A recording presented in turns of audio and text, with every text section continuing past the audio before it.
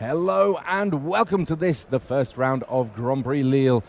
We have our first chance to get a taste of what standard could look like here as we head down to our first round. And it's Fabrice Manon on Esper Control against Antoine Mogard on Izzet Phoenix. Now, we were talking a little bit before we came on air about the power of these Izzet decks being able to use Arclight Phoenix. Run us through exactly what Arclight Phoenix does, Moraine. Arclight Phoenix is a 3/2 red flying creature with haste.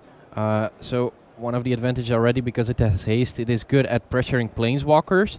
But that's not the big deal. I mean, if for 4 mana, only a 3/2 haste flying wouldn't be that good. But it's got one thing going, is that whenever it's in your graveyard, and there are a lot of ways to get it into your graveyard, think about Charter Course or Discovery Dispersal. Whenever it's in your graveyard and you play 3 instants or sorceries, it comes back from your graveyard for free at the beginning of combat. So let's say on turn 2 you Discovery Dispersal, you put 1 Arclight Phoenix in the graveyard. You then on your third turn play Opt, maybe some Shocks. You play 3 instant or sorceries. It comes back and it right away attacks. And there's a lot of cards in the format that exile, but the one that are being played main deck usually cost 4 mana. So you're not really gaining value if you finally get to exile it with Vraska's Contempt, because your opponents, the instants or sorceries he's playing, they just draw new cards. So it's a crazy little deck. I also like the way it's got Beacon Bolt, so it puts instants in the graveyard, and then it gets to flash them back with Jumpstart. So early doors, we've seen Antoine Mogard go for a Goblin Electromancer. That one back in style with Guilds of Ravnica. Gets killed off by Cast Down and follows up with Discovery Dispersal just to dig a little deeper, gets to surveil a couple before drawing a card. The Esper Control deck of Fabrice Manon, it's only looking to deal with threats once they actually come along. And for now, Mogard getting cards in his graveyard, not too big a worry just yet. Another copy of Discovery Dispersal. The Discovery half being the half that's being played here each time. That hybrid mana being used there. Uncertain whether or not Antoine has access to any black mana for the top half of Discovery Dispersal. No, usually they don't play any black sources. I can confirm that Antoine doesn't have any. I mean, they're mostly interested in the Discovery. The early versions of the blue-red, they had Tormenting Voice, but I think that one is a little bit weaker, because if it gets countered, you actually lose 2 cards. Discovery Dispersal a little bit stronger. Also lets you survey for 2, which is very powerful. Yeah, early doors, this Esper Control deck from Fabrice, he's just going to be looking to hit his land drops, make sure that he's able to keep pace with what's going on the other side of the battlefield. Right now, it feels very much like Mogard is in setup mode. He's not really positioned any threats in this early stage of the game. And the third color does come online now for Fabrice Manon as he plays that Glacial Fortress untapped. And a nice one there. Dawn of Hope coming from Manon. So this is a 2 mana enchantment. Whenever Fabrice gains life, he gets to, if he pays 2 mana, draw a card. And he can pay 3 colorless and a white to create a 1/1 lifelink soldier token. Both halves of this nice options for a control deck that's not looking to tap out too terribly often. He can, at the end of turn, create a whole bunch of soldiers as he watches his opponent cast a 3rd copy of Discovery. Just filling up that graveyard very, very nicely here, but not really doing a whole lot to change the board. He's really looking for a Phoenix. It seems like he hasn't found one yet. Doesn't put another one. Doesn't put one in the graveyard either. It's one of the bad things about the. It's only 4 Phoenix. It's not like you got 8 copies of a card you want to put into your graveyard. It's only the 4 Phoenix. You do have a lot of ways to put it there. Radical ID, Charter Course, Discovery Dispersal, but you really need to draw the Phoenix, otherwise you're just like drawing and not putting any pressure. I mean, imagine Antoine was playing against an aggro deck at this point. All he did so far was play 1 Goblin Electromancer, and he's just digging. I mean, that's usually not enough against an aggro deck. Yeah, tough old time here for Antoine, not getting too much going in these early stages. And for Fabrice, he doesn't need to be getting too much started early doors. He gets to tap out for Teferi, Hero of Dominaria here. And unsurprisingly, the Planeswalker ticking up. So he'll get to untap a couple of lands, draw a card.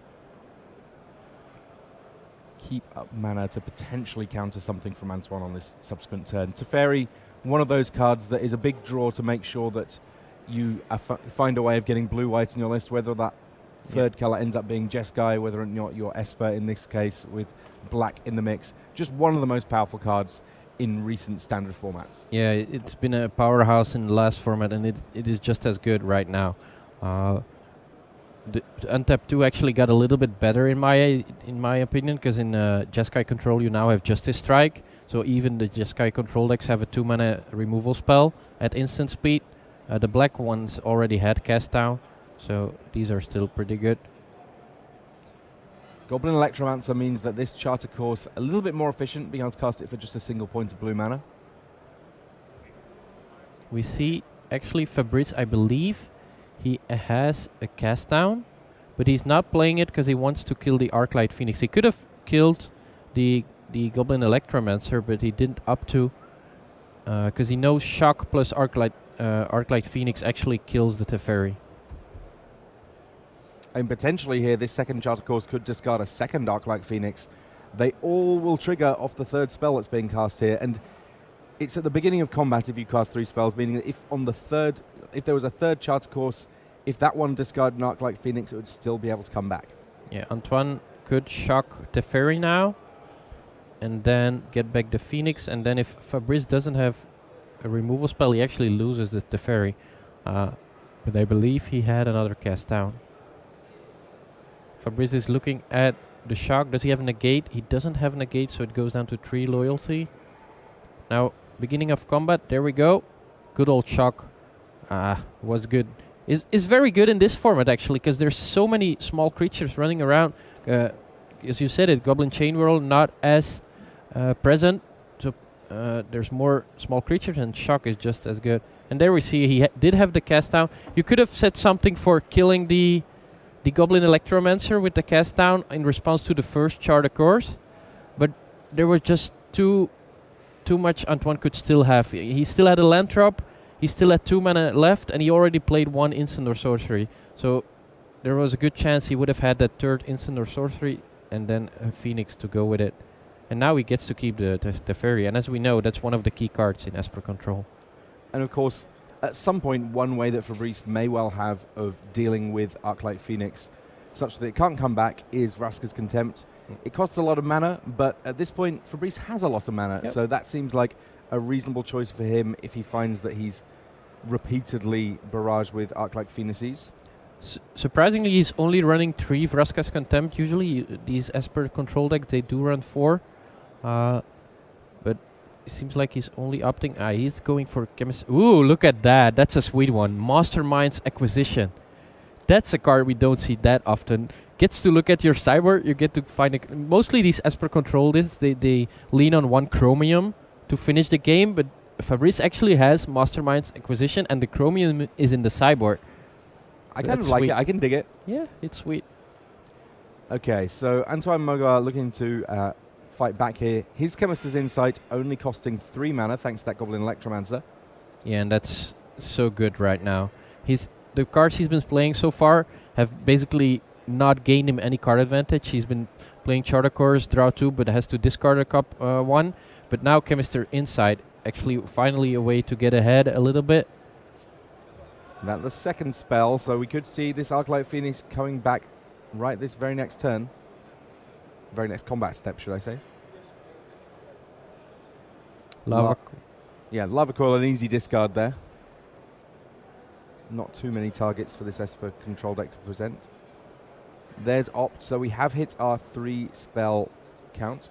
At the start of combat, that's when we will find out if there's going to be any more Arclight Phoenixes coming down.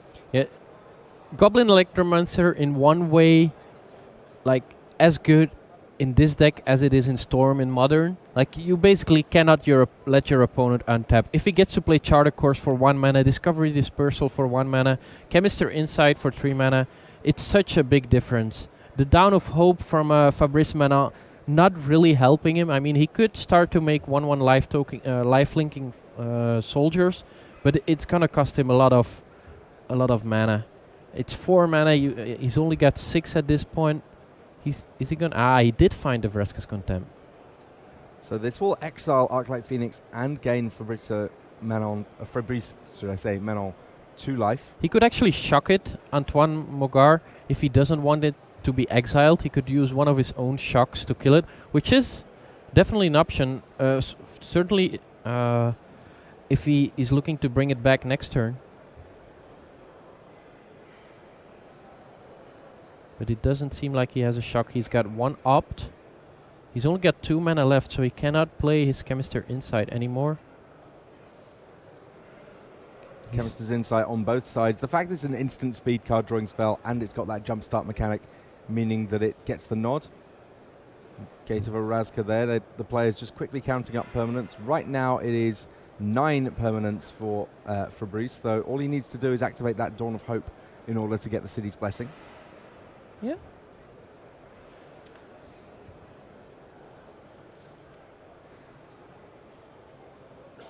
Antoine does have Crackling Drake.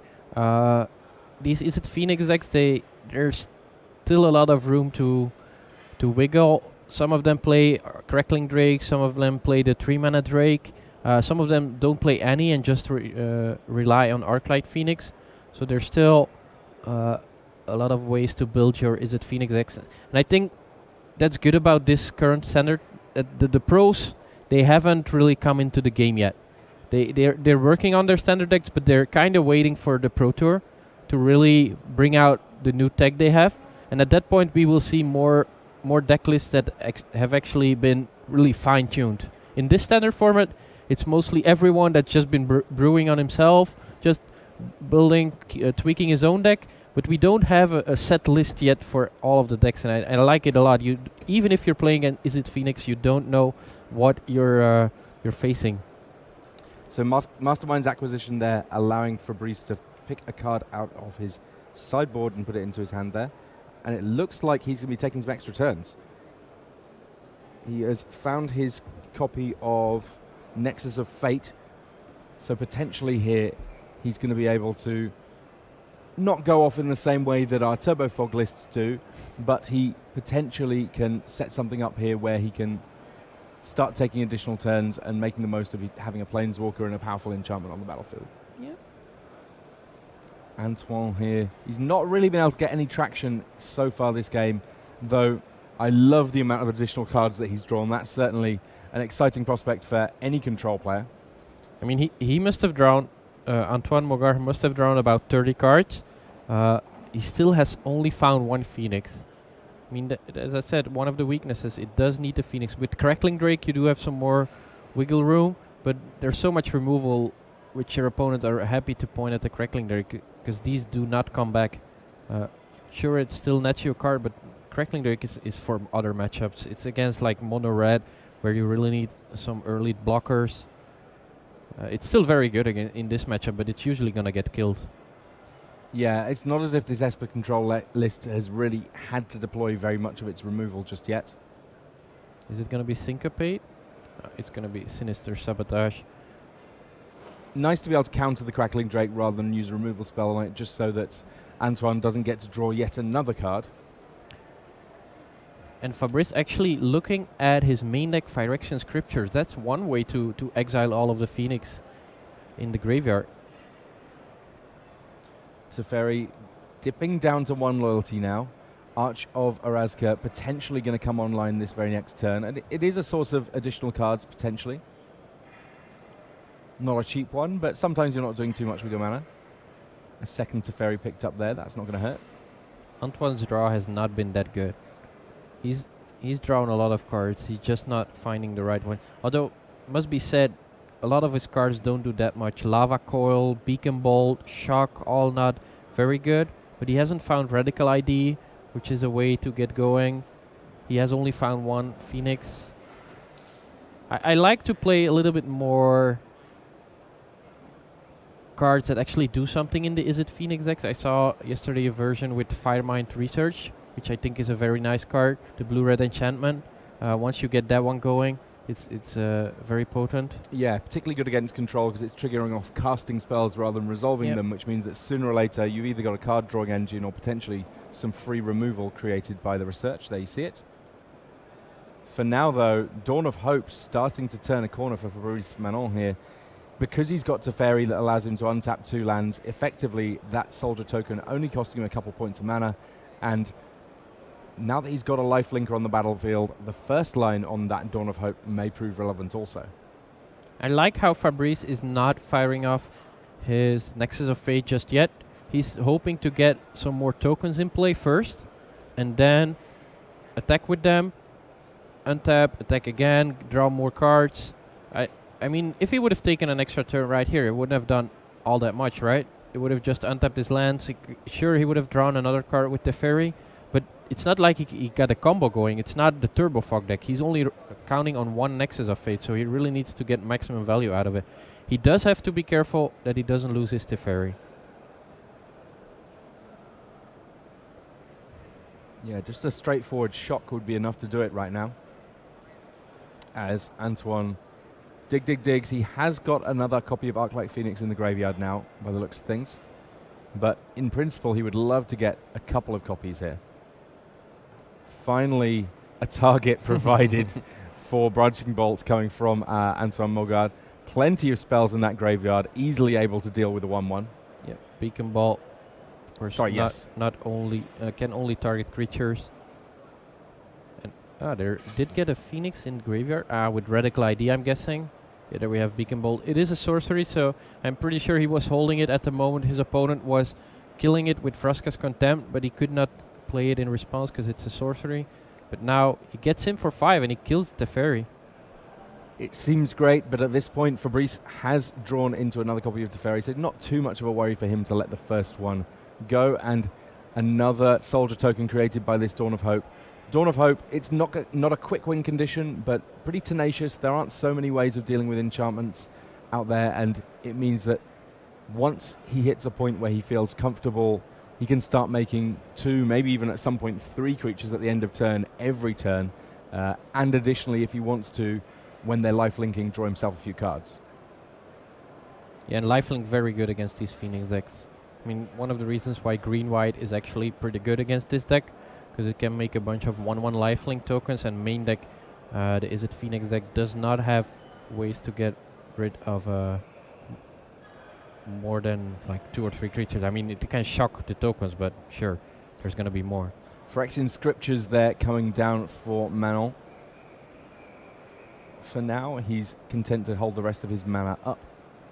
Yeah, Phyrexian Scriptures, the first mode, not all that relevant. Sure, it's going to make a 2/2 soldier, but it's going to be the second and especially the third mode that's going to be very relevant. I mean, look at that.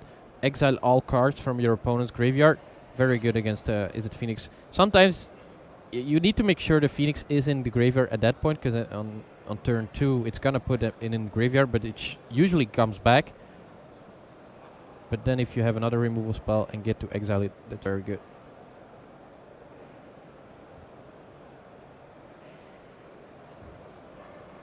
Lots of card drawing here. Pretty much the order of the day when it comes to what Antoine's been doing.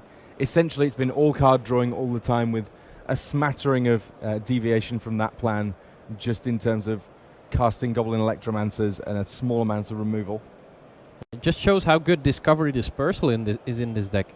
I mean, with Jumpstart, Phoenix, there's so much value to be gained from putting creatures in your graveyard. Even Crackling Drake has an advantage if you put more, is bigger if you put more cards in your graveyard. So Chemist's Insight here getting used by Fabrice. So far we've not seen any counter magic from Antoine, though I believe it to be within his range that he could have some. Negate, they're getting discarded to the jump start of Chemist's Insight. Yeah, a little bit surprised. Negate, not that bad actually. So now mode number 2. Yep, Phyrexian Scriptures is now going to get rid of all non-artifact creatures. That represents every creature on the battlefield right now. Finally getting rid of that Electromancer. That one has been doing so much work. Now, for Antoine, it's certainly not beyond the realm of possibility that he could get this Ooh, Phoenix look at back in that. play. He can Teferi, untap 2, Nexus of Fate, and then mode number 3 on the Scriptures, removing the Arclight Phoenix. Wow, that's very good.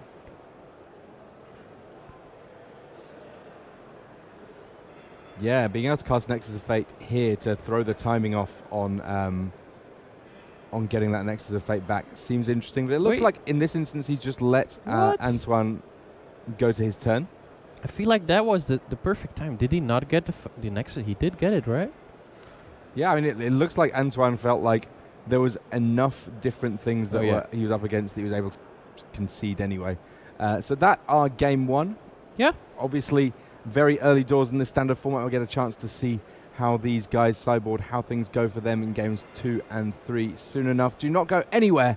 We will have a little bit more Magic available for you comparatively soon. Yeah. And now Antoine actually gets to cyber out Lava Coils, Beacon Bolts, and bring in some cards that are much more potent. Banefire I'm looking at, another Chemistry Insight, Firemind Research. He does have it in the sideboard, a very good card. Some counters, we see he drew a lot of cards, but he wasn't drawing business. But now he's going to start drawing Ionize. He's going to start drawing Firemind Research. Even Niv Mizzet Parun, a card I've been wild about. I mean, if every time I untap with Niv Mizzet Parun, I do the little victory dance. It's like you've already won. Well, yeah, I mean, imagine game one. We saw the amount of card drawing available to Antoine Mulgar.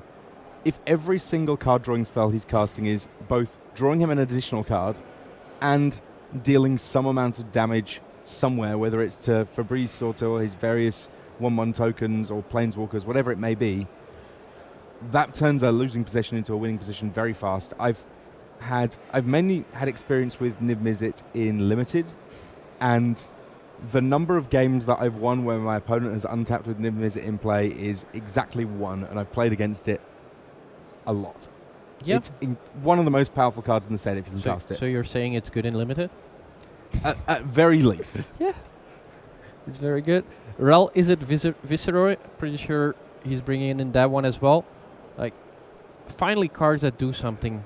And I'm liking that. I do like them a little bit more in the main deck.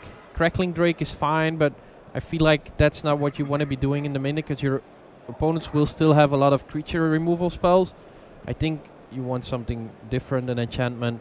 And let's see if his opponent Fabrice Manat actually has something going in the cyber. Of course, a lot of his cyber is dedicated to the Masterminds acquisition in his main deck.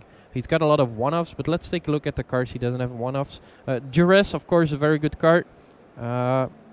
Maybe even Thief of Sanity. He could count on Antoine Mogar cybering out a couple of shocks. So maybe bringing the Thief of Sanity could actually be good. A Negate, I think he should bring it in, especially given Antoine is reaching for his cyber. Probably bring in some more powerful cards. Invoke the Divine, the one-off might stay there because he's got the Masterminds acquisition. And it must be said, there's a lot of different cards in this sideboard on the control side of things, in part because of this Masterminds acquisition. You want to feel like if you're able to go to your sideboard and find cool cards, that there will be a card for almost every situation. Yep, he's got a Sweeper, Cleansing Nova, the Eldest Reborn, a very powerful card. He's got even 3 big creatures. He's got 1 Chromium, 1 Lyra, and 1 Vona. So all of them very good in certain situations. I wouldn't mind bringing the Vona, to be fair. I mean, a 4/4 life-linking creature is very good, and Antoine is probably cybering out Lava Coil and Beacon Bolt.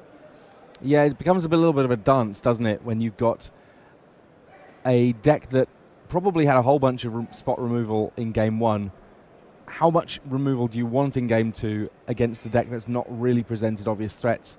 But it seems very within the range of an Esper control deck to have access to Lyra, to have access to various other creatures. This is one of the challenging areas in constructed Magic full stop, getting a feel for how to sideboard not just against the game 1 deck that you've played against, but what that deck might represent after it has also sideboarded. Yeah, and there it comes in how familiar you are with the format. If you've been playing a lot of against Esper Control, you do know they got a couple of Lyras and Vonas. Usually 1 Vona, 2 or 3 Lyra, I would say. And at that point, you want to keep these Beacon Bolts.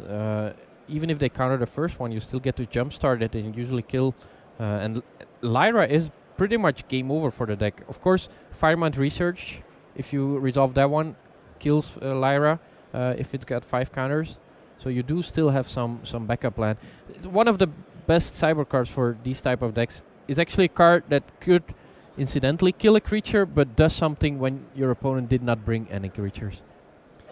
All right, so these players picking up their opening grips for game 2. Hopefully they'll both be able to start on a full 7 cards. And this time round, there is an Arclight Phoenix in hand from the get-go for Antoine.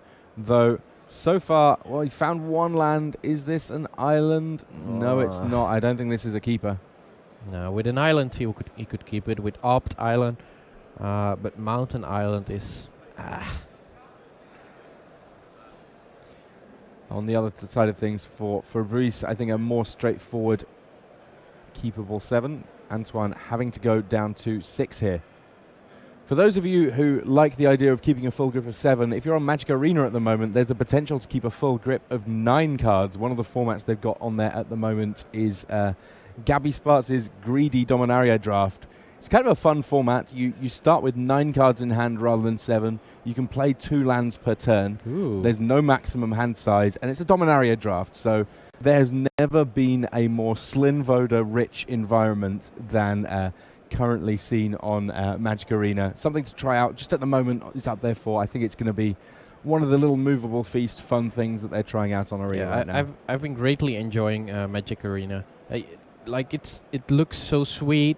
These full art planeswalkers, these animations on big powerful cards. I just love it. I really do. Yeah, it's been a lot of fun. I've been getting a lot of games in on there, and it has made my preparation for events feel a little different. Maybe not quite as many sort of fully perfect decks on there just yet as people are building up their collections, but at the same time, just the interface on it and the speed that you can get games in, fantastic. And a 1 land keep here for Antoine, but with a couple of copies of Opt, one would hope that he should be able to get there. That was actually a great mulligan. His first 2 cards, 2 Phoenix, then a Radical ID, like a way to get it in the graveyard. There was like Opt, still no land, and then the 6th card was an island. That was actually great. And now he gets going. He's probably going to say go now. Radical ID, a little bit slow.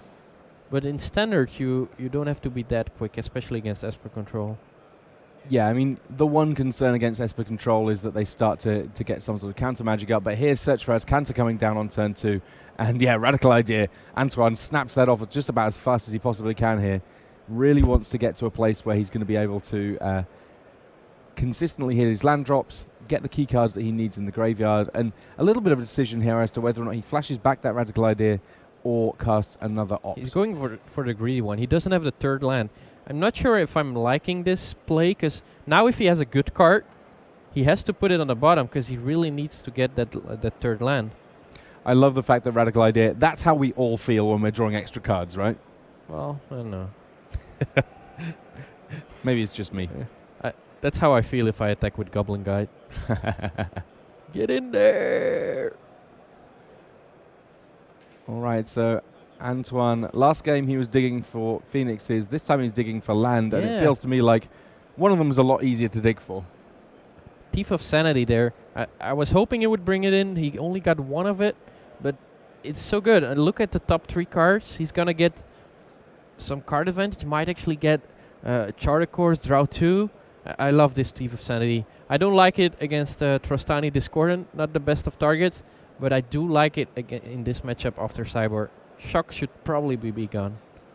Yeah, Thief of Sanity, the likelihood of it not finding a way of drawing cards, considering what we saw in Game 1 from Antoine Bogard's deck, seems almost 0. Yep. Antoine's still looking for a red mana. He's holding 5 red cards by now. Not found a mountain just yet. It's crazy to me how the 2-color decks actually have worse, well, not worse, but not better mana than the 3-color decks, because there's so many check lands and shock lands that most of these 3-color control decks actually have a lot of double mana cards. Yeah, it's gonna do it face up. You don't have to do it face up, I think. Yeah, I guess that if he's planning on just casting it straight away. He's gonna draw 2. That's sweet. Unless he's gonna keep up counter mana. I think I like that. Although if Antoine draws a mountain, he can actually Banefire. It's a big if right now because Antoine's grip, most of those cards dead just now. Double Crackling Drake. Yeah, Crackling Drake card he kind of wants to cyber out, but he had a lot of other options to cyber out. I mean, I guess that Crackling Drake, anytime it's actually on the battlefield, has a gigantic attack because there's so many spells in this list. Now he's looking at Discovery, Dispersal, or Opt. I think I like to go with Opt. If you found a mountain, you can actually Banefire for 2 the Thief, and the Thief could actually be a problem. I mean, getting more and more cards, also taking damage in the process. He's gonna go for Discovery, Dispersal. If he draws a mountain, he's gonna, yeah. I think that's usually countering these spells is not that good. Yeah, there we see the judge actually saying it's face down. You don't have to show it.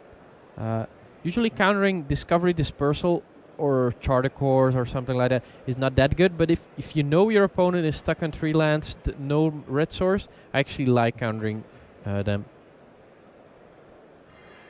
We see it, and now Antoine Mogar is going to fire off the Opt in order to find the land. He's finding a Vraska's Contempt. Yeah, leaves that one on top. Does not mind having an answer to one of these more persistent threats from Antoine. Opt now. Antoine giving it the good long peek, but realistically, if that wasn't a mountain, I mean, I guess if it's an island, it's a little bit of a decision, but as things stand, no 4th land yet. Antoine having a couple of weird draws. This game is mulliganing and then not finding a mountain. There's 6 mountains, 4 steam vents, 4 sulfur falls, and 1 is it Guildgate. So he does have a lot of red sources in his deck, just not finding them. It's not. Oh, there were actually 3, 1 steam vents. Usually when you don't draw mountains, your opponent, they don't go in the graveyard, do they? Oh, they do.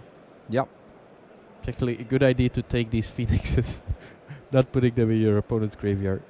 Yeah, and obviously putting a Planeswalker into play off your opponent's deck, pretty powerful. Yeah. Not a place that you mind being too much. Ral, is it Viceroy there? Fabrice having to have a good old read just to make sure that he understands everything that he's got going on there. The most straightforward thing that he can be doing early doors is just using it to filter his draws a little bit, draw a couple of cards. He'll have to discard one of them. The poor man's Teferi. But when you get it off your opponent's deck, you don't mind too much. And Antoine now, it's the unkindest cut of all in many respects, in as much as he's not losing very fast to what's going on the other side of the table, but he is definitely losing to it. Yeah, if he can play 3 spells now, he's actually not looking that bad. He's got 2 Phoenix and he can kill the Ral Izzet Viceroy. But he needs Opt and then another 1 mana spell and a land. Yeah, and the land. And I'm afraid he has to say go. Doesn't have another Opt, I'm guessing. And the problem is he probably cyber out 4 of his 8 1-drops. And it's not going to take that long for Ral Izzet Viceroy in this circumstance to get up to 8 loyalty. And at 8 loyalty, his ultimate is aptly named. Whenever you cast an instant or sorcery spell, the emblem deals 4 damage and you draw 2 cards. Yeah. Doesn't seem especially fair. Free shock, free divination for every instant or sorcery. 4 damage. Free double shock. Yeah.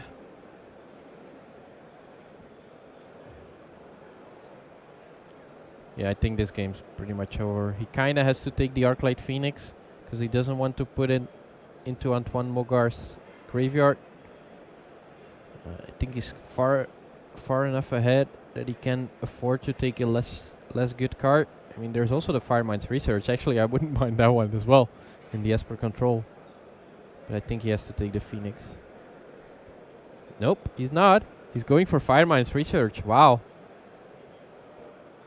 Oh, it's... Oh, Niv-Mizzet Parun. Oh, look Turns at out the that. Niv-Mizzet Parun is unbeatable. Oh. Unfortunately there for Antoine Mogart, very much hoisted by his own petard there, as most of the cards that actually closed that game out were cast off his deck, even if he wasn't the one to do so. Fabrice Manon, with that Thief of Sanity, able to get it all going there and picking up his first victory in what will be a comparatively long day for him, long weekend for him here in Lille. We of course, got 8 rounds of Standard on day 1. We will then have a whole bunch more rounds of Standard on day 2 before we get to our top 8. Good stuff from him. Liking the way that Esper Control deck looked, though obviously it didn't appear to be up against the stiffest competition in round 1. Yep.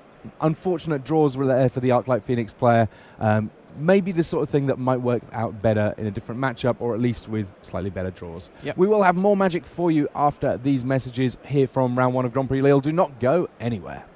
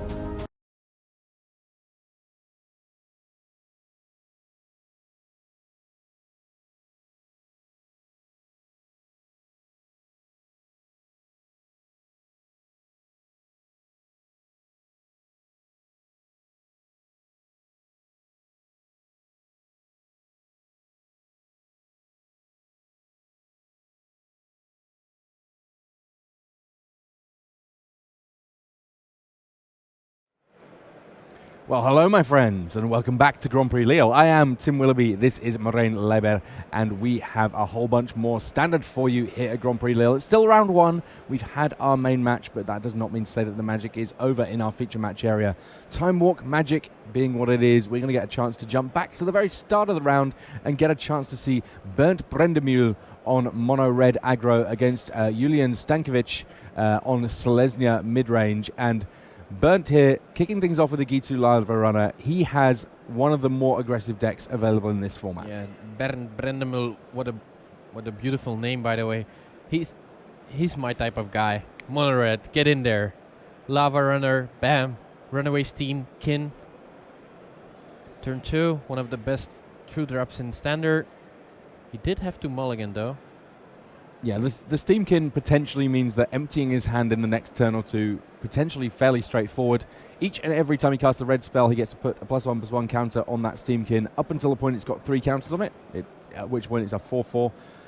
And then he can remove 3 counters from it, if he so chooses, to generate 3 red mana. It seems like Julien also mulligan. He's only holding 4 cards right now. So I believe both of them. Ooh, the second Steamkin. That's when they really get crazy. Yeah, because essentially your 1-mana spells then are almost netting you mana as you cast them. As things stand, though, on the other side of things, Julian, because he's got a 2/3 on the battlefield already, it may mean that Bernd Brendemühl here has to pump the brakes a little bit, though Gitu Lava Runner is a wizard, meaning that Wizard's Lightning only costs the single point of mana. Lightning Bolt. Gets a 1/1 elf token there as his lieutenant gets targeted by a spell.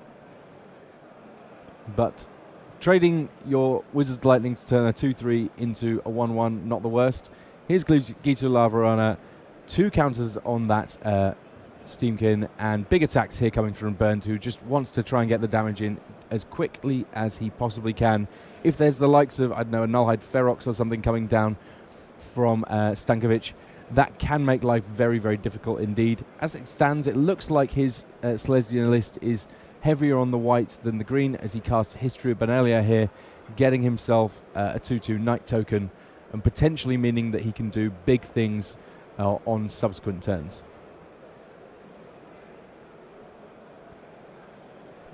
Yeah, Julian actually drawing a 3rd land. That was very crucial. If he had to say go there with 2 lands, I think the game would have been over, but now we really have a game going. And the clock is actually ticking for Bernd. If Julian finds 5 lands and he gets to play the Lyra in his hand, then it's not looking very good.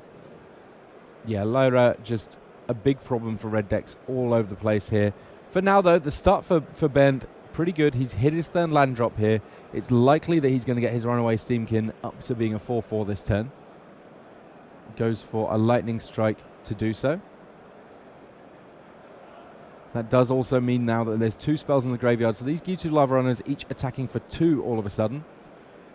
So this, in total, an attack for 8 coming from the left-hand side of our screen here. Brendemühl, a regular on the European GP circuit, and not a huge surprise to see him playing the red deck. I'm puzzled. Bernd Brendemühl has a Yaya's Immolating Inferno in his sideboard, but how can he play it? Doesn't appear that he has a whole lot of legendary creatures in here. Maybe he's just trying to send a message. Couldn't find the 4th Banefire and said, well, this is another X spell. Oh, wait. Doesn't quite work out that way.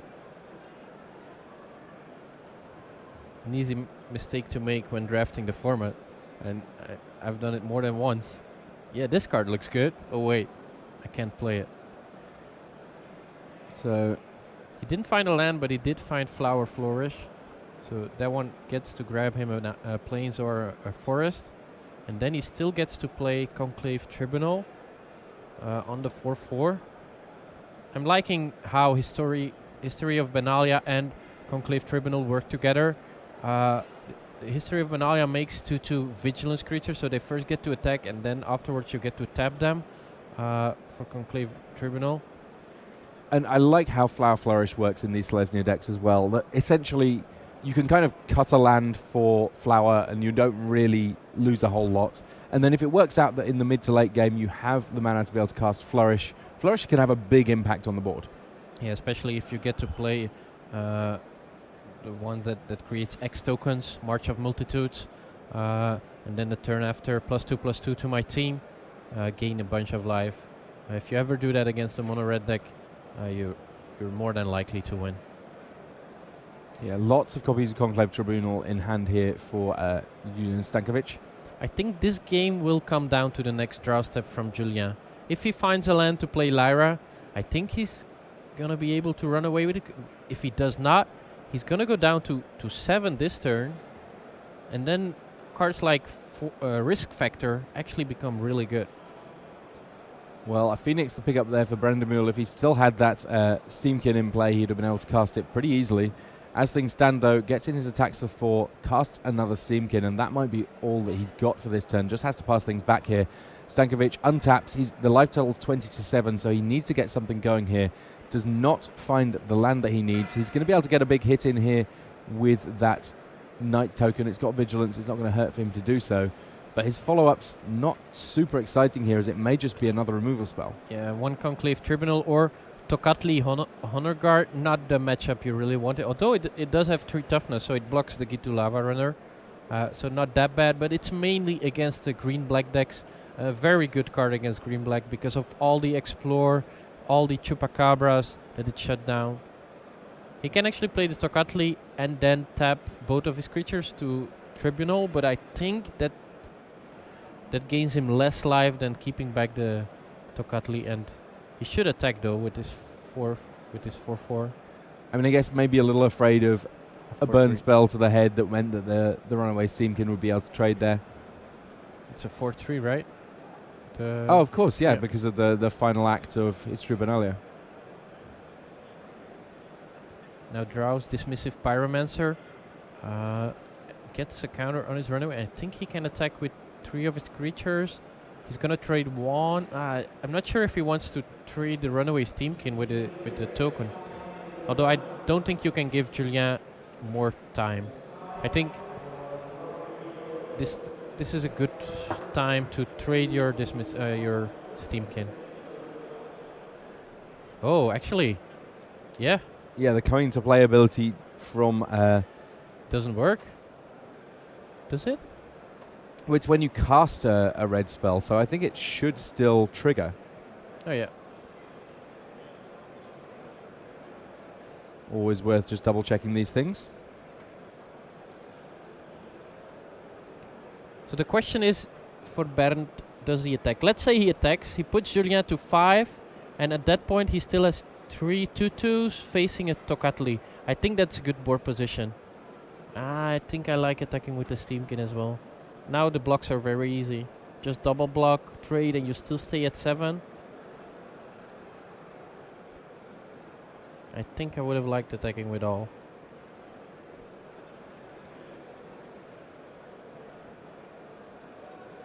Julien at 5, yeah.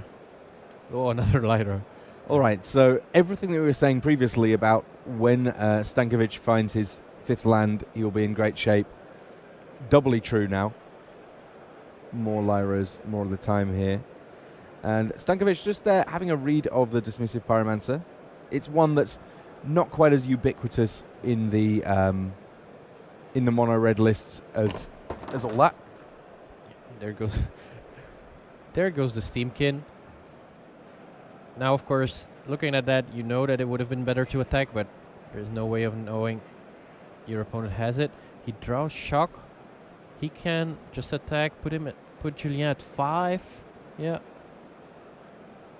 Another easy block there for Julien. I think... yeah. I don't think you want to shock the Tocatli at this point. I'm not sure. If you keep the shock, you do have Lightning Strike in your deck.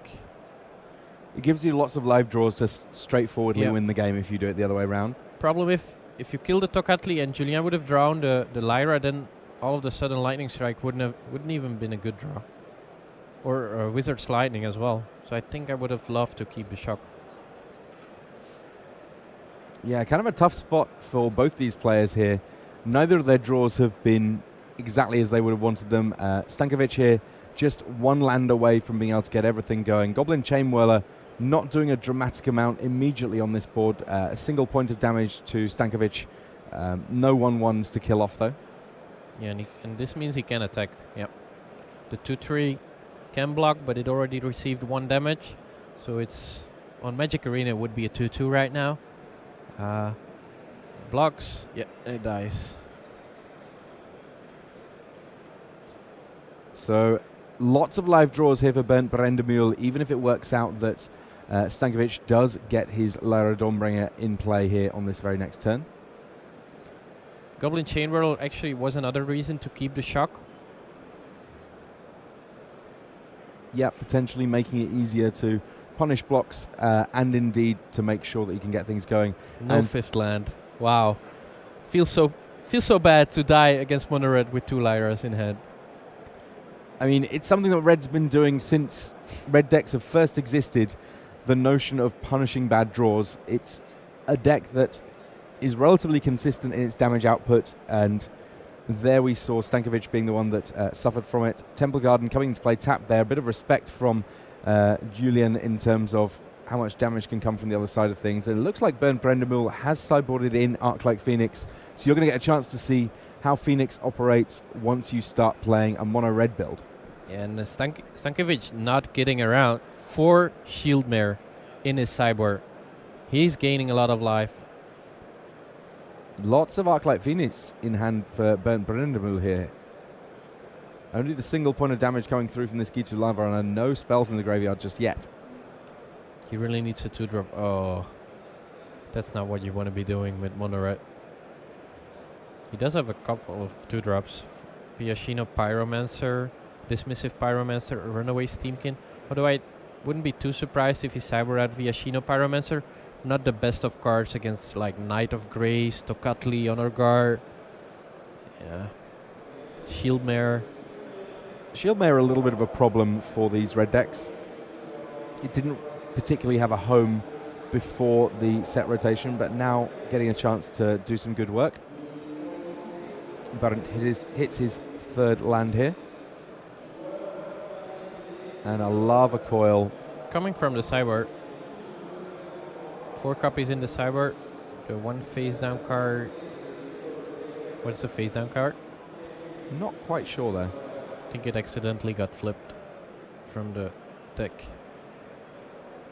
But as we're in Time Walk, we can actually not stop this game. Knight of Autumn. Great card, but not as good as you would expect it. Because if you gain 4 life, it's a 2/1. Then it gets killed by Goblin Chain Whirler. If you put tokens on it, then you don't gain the life. He's gonna go for 4 life, but I'm not even sure that's the correct play in this situation. I mean, he's already at 24. He needs a bigger creature. Yeah, Rekindling Phoenix is going to be able to start doing some real work in the air here if it works out that Julian isn't able to get that Lyra Dawnbringer down, though I think that this time round he does have the lands that he needs. And another copy of Shieldmare here, so gradually getting things together a little bit more in Game 2 than he was able to in Game 1. And there's not a reason not to slam the big legend here, right? Yeah. Well, you could think about your opponent first still having some removal spells. You want to empty his hand a little bit more, because there's still a good chance he's got like Lava Coil plus Shock. And if you just Conclave Tribunal on the Phoenix, you're not taking any damage. So I think it's still a fine play to do, to wait a little bit more. You never know that your opponent's going to Shock the Knight of Autumn just to free his Lava Runner.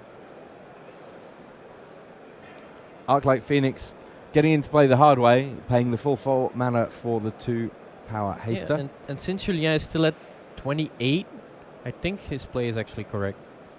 Although this did make sure that the Phoenix does not get removed. He's now going to go for it.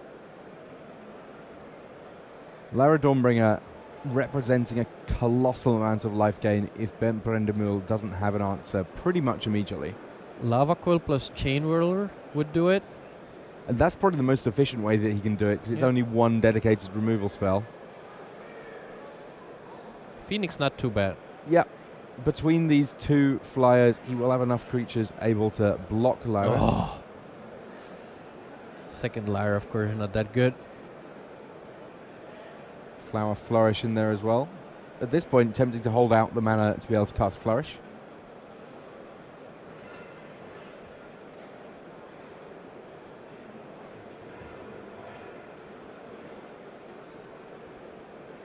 Yeah, much stiffer defense being faced against Brendamul's aggro list this time around.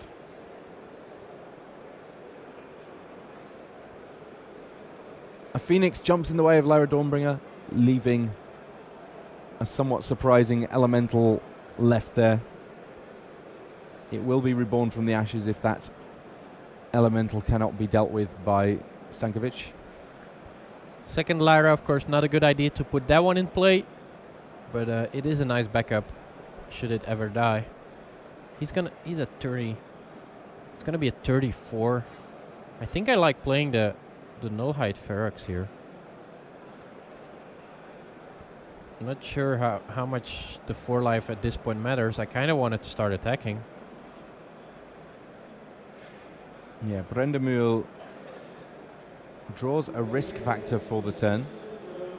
I don't think there's a way to raise Lyra, especially not when coupled with so many reversed Flame Tongues. Like gaining 4 life. He's played three cards that gain him 4 life when they came into play at this point. Yeah, more Arc-like Phoenixes.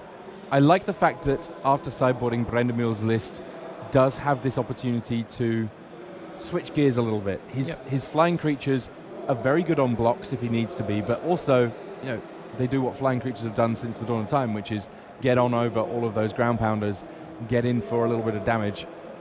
The difference being that Stankovic is playing a deck that is essentially making creatures attacking while gaining life, and Bernd is playing a deck that's only making creatures and attacking, and that equation does not tend to work very well for Bernd.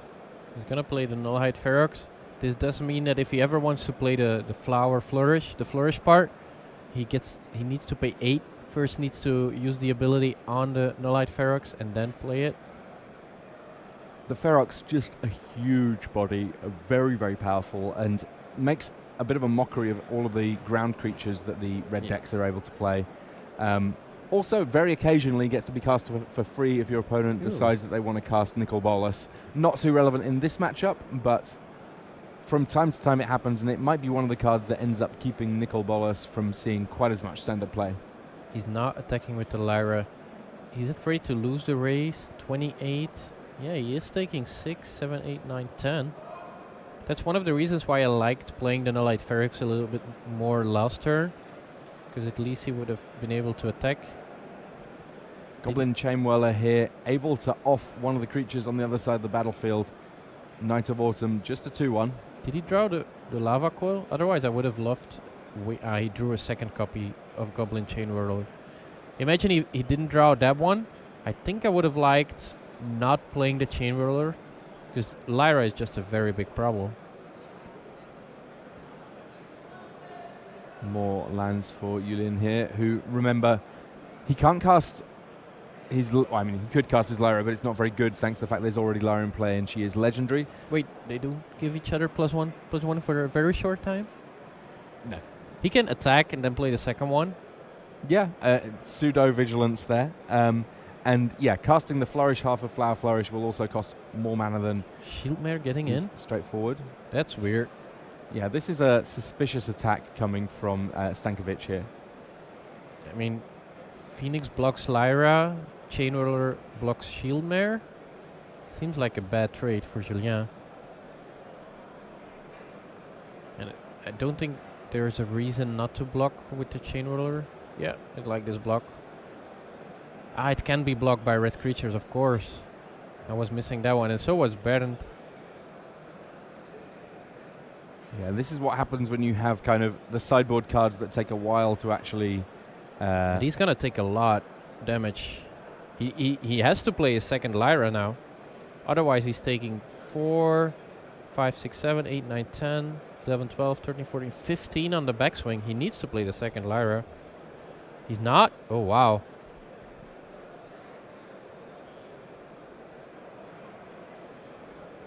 Runaway Steamkin, the pickup there for Bernd Brandemühl. Bernd still at 12. Problem is, can Bernd actually attack with the Phoenix, the 4-3? If he does, then he at least taking 5. He also needs to block the Ferox at that point. No, he still doesn't, but Shieldmare. You don't want to go too low on life when facing Shieldmare with mono red, because you cannot block it. So risk factor now giving a little bit of a decision for Stankovic. Does he really want to give Bernd 3 cards? Not especially. Does he want to take some damage? Well, not really. But I'm at 27. Guess I can take it, but he's taking at least 9, I'm guessing. 9, 10, 11. Although something could be said to keep the Lava Runner on blocking duty, to block the Ferox. There are now 2 spells in the graveyard, so that Lava Runner does have 2 power. It's 9, so that's 14. I think 12 seems like a better amount. Keeps back the Phoenix so that Lyra is I think you either just a keep life back. gain machine. I think you either keep back the Lava Runner or the Phoenix. It seems like he's keeping back the Phoenix. 12 to 12 here. Another land. Can he actually pay 2 and then 6? Yeah, he can. I think that's definitely something to consider. I don't think it gets much better than that. If you're Brandemühl now, you can't even work on the assumption that there's not going to be spells in hand for Stankovic because he has so much mana available. It's trivial for him at this point to pay for the Nullhide Ferox's ability.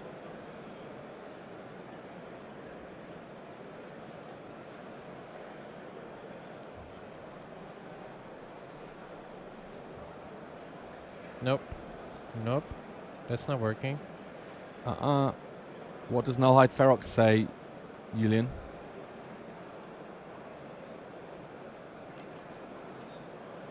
Cannot cast non-creature spells.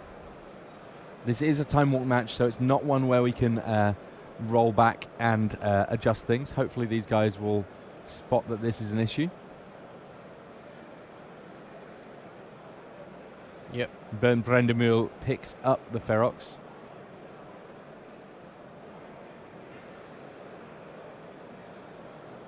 It looks to me like this might be a play that gets rolled back here.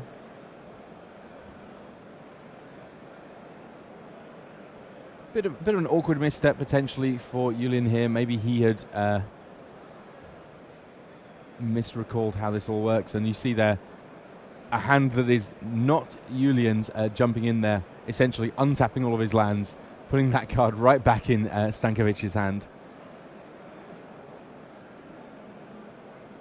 Now, technically speaking, none of this so big a worry because I think there is another land available to Julian here to be able to make the play that he wants. Yep. Pay 2 and then Flower Flourish. In this case, Flourish, giving all of his creatures +2/+2. Fortunately, I don't believe they get Vigilance. Would be a lot better right now. But he still gets in for at least 4 with the Shieldmare. And it's a lot of life as well with Lyra, thanks to the lifelink. This means he actually has to block the Nullite Ferox with his Steamkin, right? Or he could he block the Ferox with his Phoenix? Let's see. Take 5, 6, 7, 8, 9, 10, 11. Yeah. And then does he kill Julien on the backswing? Gains 7, 19, 3, 6, 7, 8, 9, 10, 11, 12, 13, 14, 15, 16, 17, 18. Yeah, he's going to kill him on the backswing. Wow. He's going to flashback Risk Factor. He's going to draw 3 cards and he cannot draw a red spell. Because otherwise his Steamkin will grow to a 4/4. And that's how you raise Lyra. Look at that. Get back. Another red card. Yeah. Sweet. Oh, wait. It's a runaway Steamkin as well. He could actually not flashback the Risk Factor, because otherwise he would lose his second instant or sorcery. But Goblin Chain Whirl does the deal. 18 in one swing. Bam. Who said you could not deal 50 damage with mono red? Yeah, just a colossal amount of damage coming through from all of these creatures. 3, 6, 10, 14, 16, 19 damage coming through. There's the handshake. Bernd Brendemühl picking up the win there with mono red aggro. This is the reason that we love it. It is just able to do a crazy amount of damage when it needs to. He dealt 47 damage that game. 48. Sometimes it's not just the 20 that you need. Arclight Phoenix doing fantastic work. And we have had a fantastic round one here. We do hope that you're going to get a chance to enjoy more of this standard format with us here at Grand Prix Lille. After the break, it's going to be Riley Knight and Simon Gertsen. Do not go anywhere as we've got more magic here from France.